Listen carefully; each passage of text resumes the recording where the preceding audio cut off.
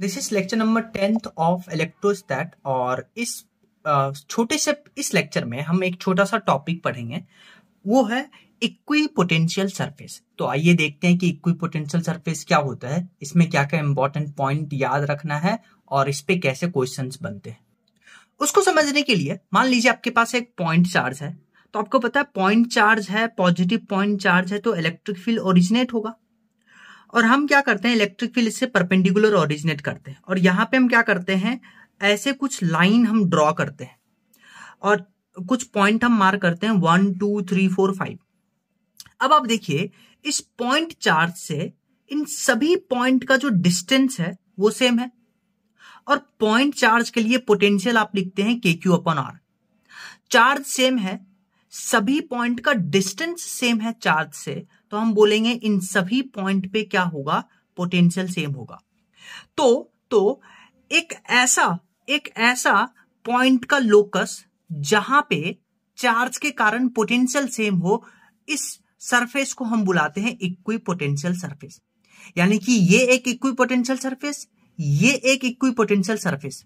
तो equipotential surface को कैसे डिफाइन करते हैं कि equipotential surface is locus of all the points, यानी कि वो प्लेस जहां पे पोटेंशियल सेम हो उसको बुलाते हैं इक्विपोटेंशियल सरफेस। यानी locus of all the points which have same potential is called equipotential surface. Done.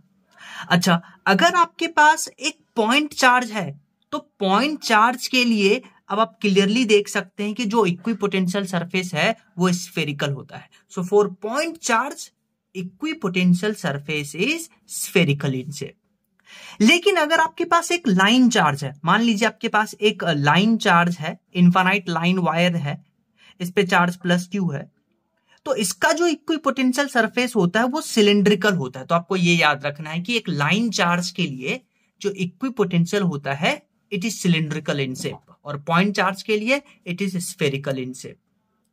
अब देखिए, अगर मान लीजिए कि इन सभी, मान लीजिए मतलब क्या कि इन सभी पॉइंट का जो पोटेंशियल है वो सेम आ रहा है, वो हमने प्रूव भी कर लिया। अब अगर आप क्या करते हैं, एक पॉइंट से दूसरे पॉइंट पे जाते हैं, तो अगर एक पॉइंट से दूसरे पॉइंट पे जाइएगा तो उसमें वर्क डन आपसे पूछता है। तो सिंस आपको पता है कि वर्क डन एक्सटर्नल एजेंट के कारण वर्क डन लिखते हैं Q × ΔV। अगर इन दोनों पॉइंट का पोटेंशियल सेम है तो ΔV हो जाएगा V फाइनल - V इनिशियल, और सेम है तो ये ΔV 0 हो जाएगा, और ΔV 0 हो जाएगा यानी एक्सटर्नल वर्क डन 0 हो जाएगा। तो हम ऐसा बोलते हैं कि work done in moving a charge from one point to another point on equipotential surface is always 0। So ये पॉइंट आपको याद रखना है। वर्क डन एक्सटर्नल एजेंट के कारण 0 क्यों हुआ, क्योंकि इक्विपोटेंशियल सरफेस पे हर एक पॉइंट का पोटेंशियल सेम होता है, और हर एक पॉइंट का पोटेंशियल सेम है तो पोटेंशियल डिफरेंस 0 होगा। और वर्क एक्सटर्नल एजेंट के कारण वर्क डन लिखते हैं Q × ΔV, और ΔV मतलब V फाइनल - V इनिशियल, तो ΔV 0 हो जाएगा क्योंकि पोटेंशियल सेम है, तो एक्सटर्नल एजेंट के कारण वर्क डन जो आ जाएगा वो 0 आ जाएगा। नेक्स्ट हम बात करते हैं लेक्चर नंबर 11। इसी में लेक्चर नंबर 10 में उतना ही कंटेंट था। लेक्चर नंबर 11 में अभी हम डिस्कस करेंगे, जैसे मैंने आपसे बताया था, अगर मान लेते हैं आपके पास एक सरफेस है और इस सरफेस में इलेक्ट्रिक फील्ड देखिए इसके परपेंडिकुलर है और दो पॉइंट है A और B। तो आपको पता है A और B का जो डिस्टेंस है वो डिस्टेंस इलेक्ट्रिक फील्ड के परपेंडिकुलर है, क्लियरली आप देख सकते हैं। तो अगर आप dV का फॉर्मूला यूज करते हैं पोटेंशियल और इलेक्ट्रिक फील्ड में रिलेशन, वो होता है -E.dr। डॉट प्रोडक्ट है यानी कि cos, और cos 90 होता है 0, यानी कि इन दोनों पॉइंट का जो dV हो जाएगा वो 0 हो जाएगा, यानी इन दोनों पॉइंट का जो पोटेंशियल है वो सेम हो जाएगा। तो इसी को बुलाते हैं इक्विपोटेंशियल सरफेस। यस और नो? जैसे मान लेते हैं आपके पास एक क्वेश्चन है। क्वेश्चन क्या कहता है, आपके पास इलेक्ट्रिक फील्ड गिवन है और 3 चार्जेस हैं, 3 पॉइंट है। आपको पता है इलेक्ट्रिक फील्ड के डायरेक्शन में जाइएगा पोटेंशियल डिक्रीज करता है, यानी कि पोटेंशियल एट A जो होगा वो मैक्सिमम होगा, और अगर ऑर्डर बनाए तो पोटेंशियल एट A सबसे ज्यादा, फिर B का, फिर C का, यानी in the direction of electric field potential decreases. तो ये 2 पॉइंट याद रखिएगा, इन दोनों पॉइंट का पोटेंशियल सेम है। क्यों सेम है? क्योंकि इन दोनों पॉइंट के बीच का जो डिस्टेंस है वो इलेक्ट्रिक फील्ड से 90 डिग्री एंगल पे, और पोटेंशियल इलेक्ट्रिक फील्ड में फॉर्मूला होता है dV = -E.dr। डॉट प्रोडक्ट है यानी कॉस, इलेक्ट्रिक फील्ड डिस्टेंस के बीच का एंगल 90 डिग्री है, डिस्टेंस है और इलेक्ट्रिक फील्ड के बीच का एंगल 90 डिग्री है, तो cos 90 जीरो, तो dV जीरो तो VA will be equal to VB। और आप क्लियरली यहां से देख सकते हैं कि जो इलेक्ट्रिक लाइंस है वो क्या होता है, इक्विपोटेंशियल सरफेस के परपेंडिकुलर होता है। तो ये डायरेक्ट पॉइंट याद रखिएगा, electric lines of forces are always perpendicular to equipotential surface. इसी को लिखने का एक और तरीका है, the angle between electric lines of force and equipotential surface is 90 degree. देखिए ये इक्विपोटेंशियल सरफेस है, क्यों, दोनों पॉइंट का पोटेंशियल सेम है। इक्विपोटेंशियल सरफेस और इलेक्ट्रिक लाइन ऑफ फोर्स, उसके बीच का एंगल होता है 90 डिग्री। तो ये डायरेक्ट पॉइंट याद रखिएगा। नेक्स्ट हम एक इंपॉर्टेंट सेक्शन की बात करने जा रहे हैं, वो है कि इलेक्ट्रोस्टैट चैप्टर में जो कंडक्टर यूज करते हैं हम, उस कंडक्टर का क्या प्रॉपर्टीज होता है वो हम डिफाइन करेंगे, उसको हम समझेंगे। तो यहां जो देखिए हम कंडक्टर का प्रॉपर्टीज पढ़ेंगे वो कंडक्टर है इलेक्ट्रोस्टैट में, इलेक्ट्रोस्टैटिक कंडीशन में। तो सबसे पहला जो हम प्रॉपर्टीज पढ़ रहे हैं, सबसे पहला जो प्रॉपर्टी पढ़ेंगे कंडक्टर का वो क्या है, ध्यान से सुनिए।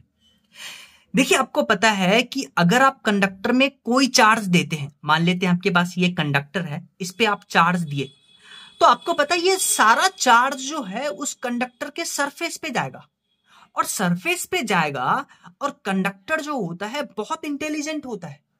इंटेलिजेंट होने का मतलब कि जो भी चार्ज दीजिएगा वो उस कंडक्टर अपने सरफेस पे इस ढंग से अरेंज करेगा कि inside the conductor electric field always zero. हर एक ग्रंथ में, हर एक बुक में ये ही लिखा हुआ है कि कंडक्टर के ऊपर चार्ज दीजिएगा तो कंडक्टर इतना इंटेलिजेंट है कि उस चार्ज को अपने सरफेस पे ऐसे एक्यूमुलेट करेगा, ऐसे डिस्ट्रीब्यूट करेगा कि कंडक्टर के अंदर जो इलेक्ट्रिक फील्ड है वो हमेशा जीरो आएगा। डन। अब आप देखिए, आपको पता है कि जो चार्ज डेंसिटी होता है it is inversely proportional to radius of curvature. ऐसा कैसे हो गया? हाँ, आप पढ़ते हैं कि चार्ज क्या होता है, जो चार्ज डेंसिटी क्या होता है, चार्ज डेंसिटी होता है charge upon area. Charge density क्या होता है, charge upon area, charge upon, और एरिया मतलब रेडियस। तो यानी कि charge density is inversely proportional to radius. यानी कि अगर आपके पास एक नॉन यूनिफॉर्म कंडक्टर है तो जिसका रेडियस कम होगा, यानी कि नॉन यूनिफॉर्म कंडक्टर में जिस पार्ट का रेडियस कम होगा वहां पे चार्ज डेंसिटी ज्यादा होगा, और जहां का रेडियस ज्यादा होगा वहां चार्ज डेंसिटी कम होगा। लेकिन कंडक्टर के अंदर इलेक्ट्रिक फील्ड जीरो होने के लिए ही ऐसा चार्ज का डिस्ट्रीब्यूशन हुआ है। मैंने आपको अभी बोला था कि कंडक्टर इंटेलिजेंट है, उसके ऊपर जो भी चार्ज दीजिएगा depending upon the shape charge का डिस्ट्रीब्यूशन होगा, और इंटेलिजेंटली चार्ज का डिस्ट्रीब्यूशन होगा, लेकिन ऐसा डिस्ट्रीब्यूशन होगा कि electric field inside the conductor will be zero. और क्लियरली आप देख सकते हैं जहां रेडियस कम होगा वहां चार्ज डेंसिटी ज्यादा होगा। डन। यानी कि आप ऐसा बोल सकते हैं कि अगर आपके पास शार्प एज है, शार्प एज है तो शार्प एज पे क्या होगा, मोर शार्प एंड होगा तो मोर चार्ज डेंसिटी होगा। इसीलिए कभी कभी आप रेफ्रिजरेटर में शार्प एंड पे टच करते हैं तो आपको इलेक्ट्रिक झटका लगता है, शॉक लगता है, इलेक्ट्रिक शॉक लगता है। क्यों? क्योंकि वहां चार्ज डेंसिटी ज्यादा है। इस फॉर्मूले से charge density is inversely proportional to R. तो आप बोल सकते हैं कि any charge given to the conductor always reside on its surface and distribution takes place in such a manner that the electric field intensity inside conductor is always zero. Done. तो क्या हम बोल सकते हैं कि more sharp and more charge density?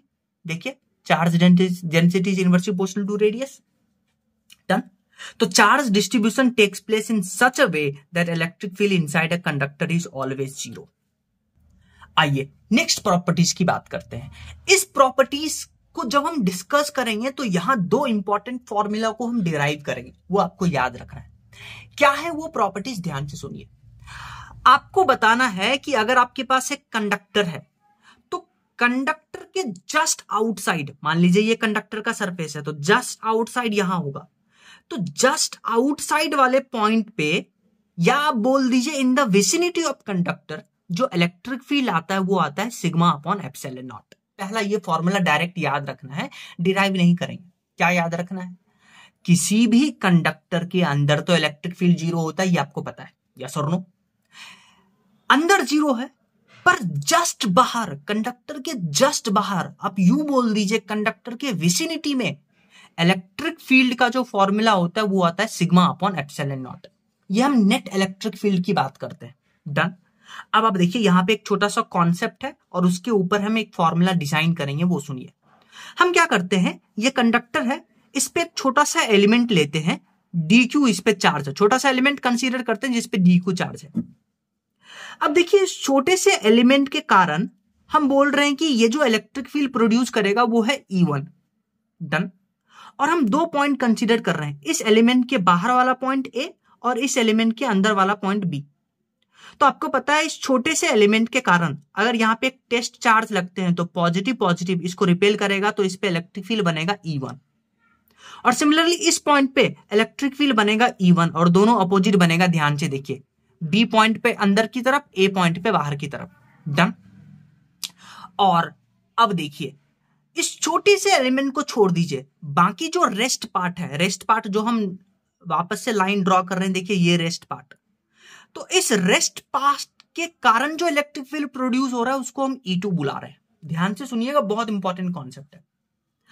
अब आप देखिए छोटे से एलिमेंट के कारण इस बी पॉइंट पे इलेक्ट्रिक फील्ड इनसाइड है, बट ओवरऑल क्या होना चाहिए, ओवरऑल इस कंडक्टर के कारण अंदर इलेक्ट्रिक फील्ड तो जीरो होना चाहिए, लेकिन इस छोटे से एलिमेंट के कारण अंदर इलेक्ट्रिक फील्ड है।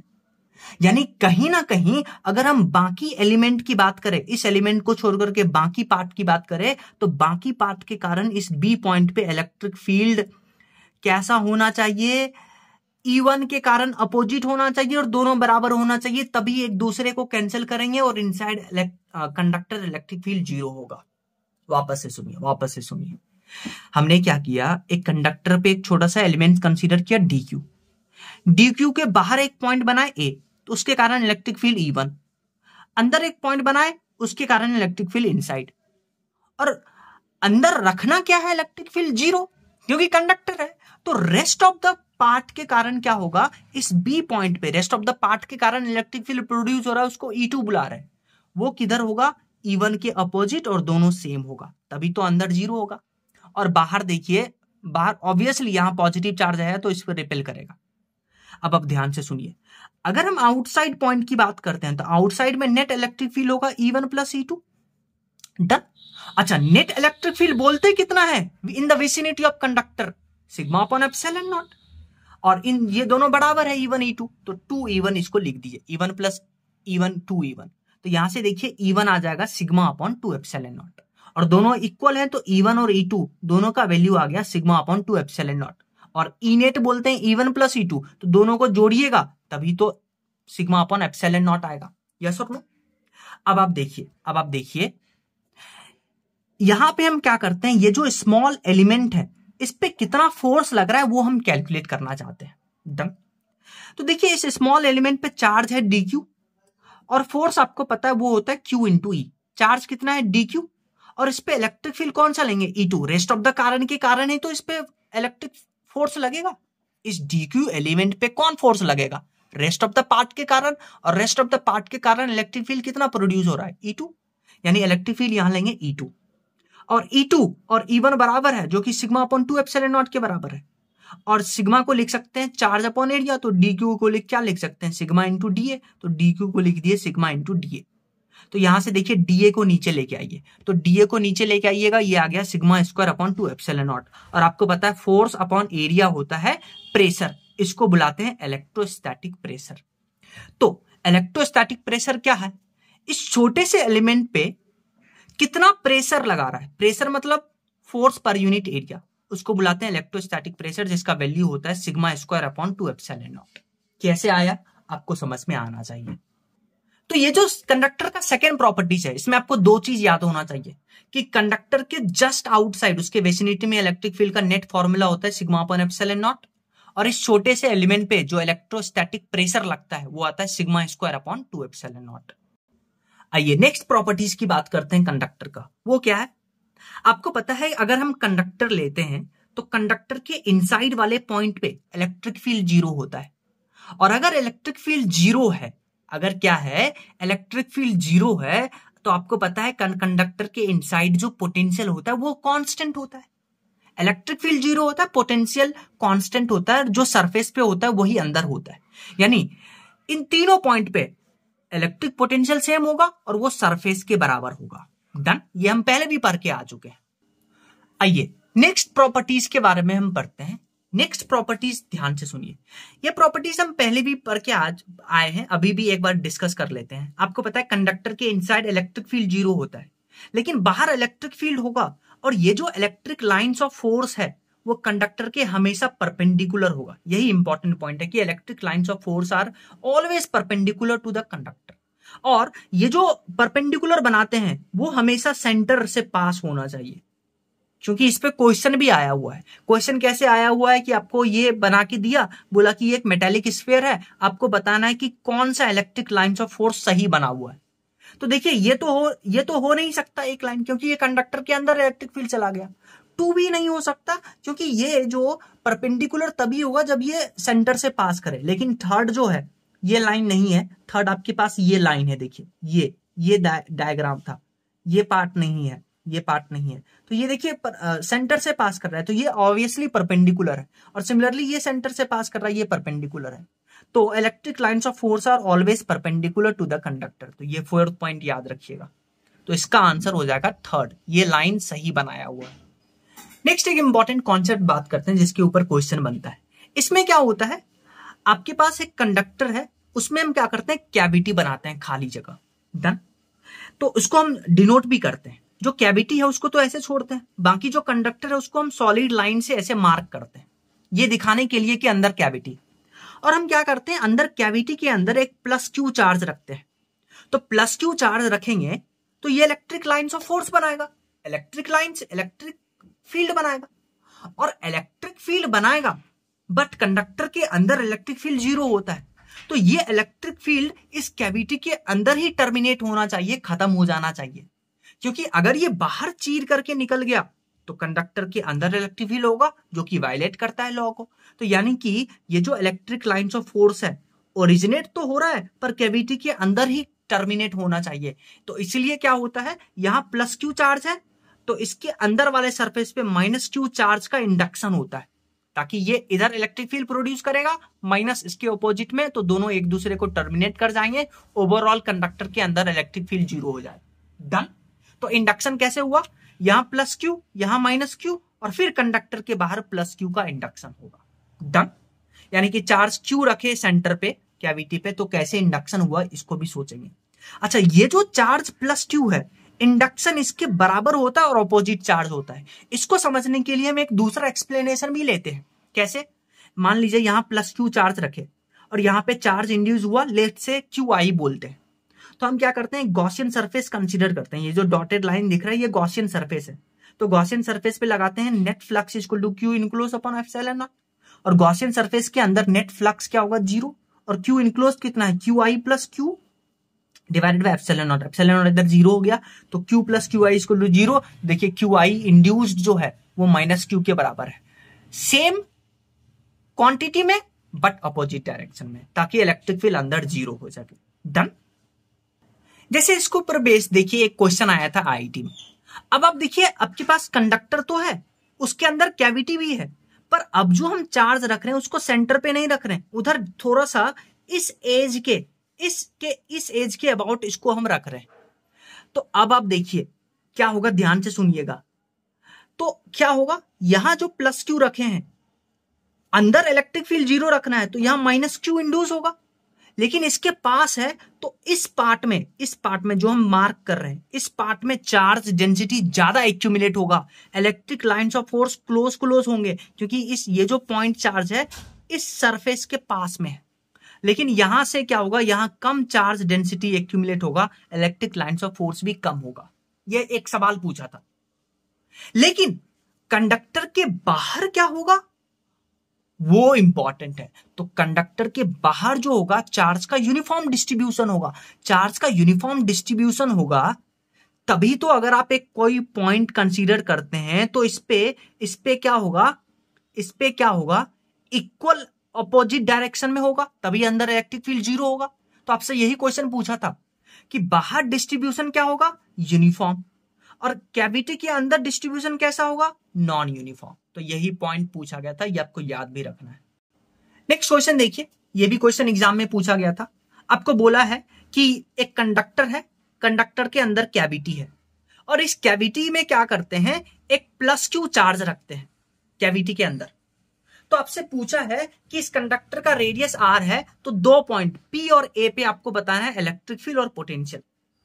अब आप देखिए, पहले तो आप देखिए कैविटी के अंदर आप प्लस क्यू चार्ज दिए तो क्या होगा, अंदर इलेक्ट्रिक फील्ड 0 करने के लिए इसके इनर वाले सरफेस पे ठीक same magnitude but opposite charge induce होगा, और सेम बाहर कंडक्टर के बाहर वाले सरफेस पे प्लस क्यू चार्ज होगा। यस और नो? तभी अगर ये इंडक्शन होता है तभी अंदर इलेक्ट्रिक फील्ड 0 होगा। तो ऐसा हम लिख भी सकते हैं कि कैविटी के अंदर रखे चार्ज, कैविटी के अंदर रखे चार्ज तथा उसके इनर सरफेस पे इंड्यूस चार्ज का नेट इफेक्ट आउटसाइड वाले कैविटी पे, आउटसाइड द कैविटी हमेशा 0 होता है। तो अब आप इस पॉइंट पे निकाल दीजिए, तो इस पॉइंट पे इलेक्ट्रिक फील्ड क्या होगा, इस चार्ज के कारण के Q upon small R square, और इस पॉइंट पे पोटेंशियल क्या होगा, के क्यू अपॉन स्मॉल आर। अंदर वाले पॉइंट पे इलेक्ट्रिक फील्ड 0, अंदर वाले पॉइंट पे पोटेंशियल होगा सरफेस के बराबर के Q upon capital R. So easy. Next एक क्वेश्चन देखिए, अब आपके पास क्या है, 2 सेल है, सेल को देखिए हम मार्क भी कर चुके हैं। ये देखिए सेल का थिकनेस है, ये सेल का थिकनेस है, इस सेल का जो रेडियस है वो ए है, और आउटर वाले सेल का रेडियस है बी। डन। और हम क्या करते हैं, इनर वाले सेल पे प्लस क्यू चार्ज देते हैं। तो प्लस क्यू चार्ज दिए, जैसे हम प्लस क्यू चार्ज देंगे तो इसका ठीक इंडक्शन होगा माइनस क्यू चार्ज, और यहां तो कुछ नहीं होगा तो बाहर इंडक्शन होगा प्लस क्यू। तो आपसे पूछा है कि इनर सेल के कारण चार्ज डेंसिटी बताना है। तो चार्ज डेंसिटी क्या होता है, चार्ज अपॉन एरिया। तो इनर सेल पे चार्ज कितना है, इनर सेल पे चार्ज कितना है, माइनस क्यू, क्योंकि जो इंड्यूस हुआ माइनस क्यू, और इसका रेडियस 4 पाई बी स्क्वायर। और आउटर सेल पे बाहर चार्ज कितना इंड्यूस हुआ, प्लस क्यू, और उसका एरिया यानी कि 4 पाई बी स्क्वायर। जैसे ये क्वेश्चन देखिए जो एम्स में आया था, आपको बोला 2 सेल है, सेल नंबर 1 के पास चार्ज है प्लस Q1, और सेल 2 के पास चार्ज है इनिशियली Q2। तो आपको पता है यहां प्लस Q1 है तो इंड्यूस होगा माइनस Q1, और इसी का ठीक उल्टा प्लस Q1। तो सेल 2 के कारण आपके उसके इनर सरफेस और आउटर सरफेस पे बताना है चार्ज डेंसिटी। तो इनर सरफेस पे क्या होगा, इनर सरफेस पे चार्ज कितना है, माइनस Q1, और रेडियस 4 पाई बी स्क्वायर। आउटर सरफेस पे चार्ज कितना है, Q2 प्लस Q1, और आउटर सरफेस का एरिया 4 पाई बी स्क्वायर।